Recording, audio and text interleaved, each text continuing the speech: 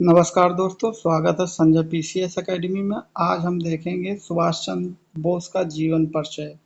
सुभाष चंद्र बोस का जन्म 23 जनवरी 1897 से भारत के स्वतंत्रता संग्राम के अग्रणी तथा सबसे बड़े नेता थे। द्वितीय विश्व युद्ध के दौरान अंग्रेजों के खिलाफ लड़ने के लिए उन्होंने जापान के सहयोग से आजाद हिंद फौज का गठन किया था।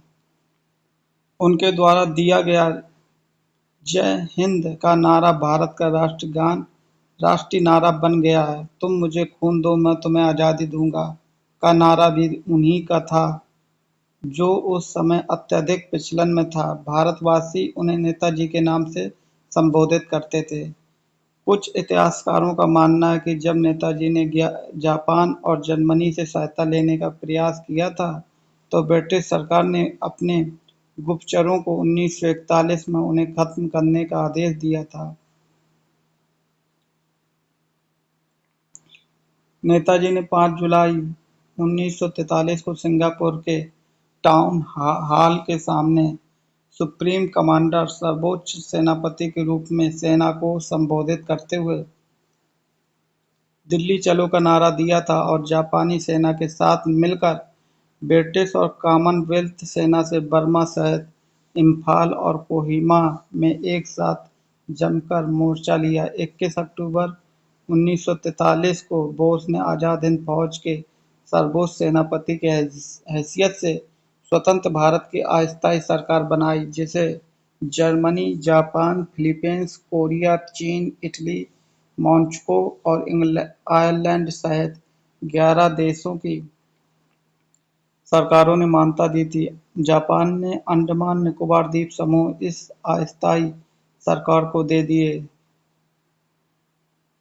सुभाष चंद्र बोस उन द्वीपों में गए और उनका नामकरण किया। 1944 को आजाद हिंद फौज ने अंग्रेजों पर दोबारा आक्रमण किया और कुछ भारतीय प्रदेशों को अंग्रेजों से मुक्त भी करा लिया। कोहिमा का युद्ध 4 अप्रैल 1944 से 22 जून 1944 तक लड़ा गया एक भयंकर युद्ध हुआ। इस युद्ध में जापानी सेना को पीछे हटना पड़ा था और यही एक महत्वपूर्ण मोड़ सिद्ध हुआ। आजाद हिंद फौज के दूसरे नेता कार्यकाल पूर्व अधिकारी मोहन सिंह उत्तराधिकारी। 6 जुलाई 1944 को उन्होंने रंगून रेडियो स्टेशन से महात्मा गांधी के नाम एक प्रसारण जारी किया, जिसमें उन्होंने इस निर्णायक युद्ध में विजय के लिए उनका आशीर्वाद और शुभकामनाएं मांगी। नेताजी की मृत्यु को लेकर आज भी विवाद है। जहां जापान में प्रतिवर्ष 18 अगस्त को उनका शहीद दिवस धूमधाम से मनाया जाता, वहीं भारत में रहने वाले उनके परिवार के लोगों का आज भी ये मानना है कि सुभाष की मौत 1945 में नहीं हुई, वे उसके बाद रूस में नज़रबंद थे। यदि ऐसा नहीं है तो भारत सरकार ने उनकी मृत्यु से संबंधित दस्तावेज अब तक सार्वजनिक नहीं किए, क्योंकि नेताजी की मृत्यु नहीं हुई थी।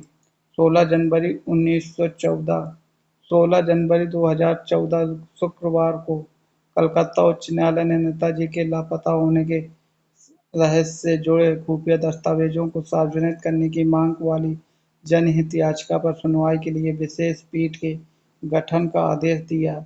आजाद हिंद सरकार ने 75 वर्ष पूर्ण होने पर इतिहास में पहली बार वर्ष 2018 में भारत के प्रधानमंत्री नरेंद्र मोदी ने लाल किला पर तिरंगा फहराया।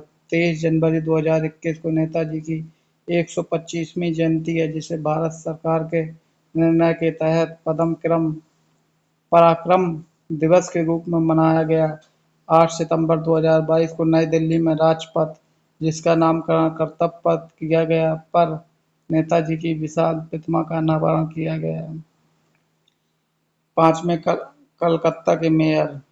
नेताजी का जन्म 23 जनवरी 1897 कटक, उड़ीसा संभाग, बंगाल प्रांत, बिरंतानी, भारत, वर्तमान के भारतीय राज्य उड़ीसा के कटक जिले में। मृत्यु 18 अगस्त 1945, उम्र 48 वर्ष की थी। सेना अस्पताल नान मोन साका, होकू, जापान, ताइवान, वर्तमान ताइवान के ताइपे में ताइपे सिटी हॉस्पिटल है। हिपिंग फू ब्रांच जन्म का नाम सुभाष चंद्र बोस था। राजनीतिक दल भारतीय राष्ट्रीय Congress, all India forward block.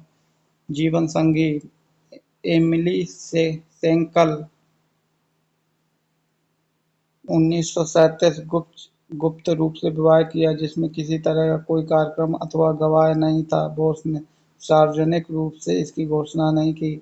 बच्चे अनीता बोस फाक शैक्षिक संबद्धता कलकत्ता विश्वविद्यालय बीए दर्शन शास्त्र 1919 में, कैम्ब्रिज विश्वविद्यालय मानसिक और नैतिक विज्ञान ट्रिपोस में बीए 1921 में। धन्यवाद। वंदे मातरम।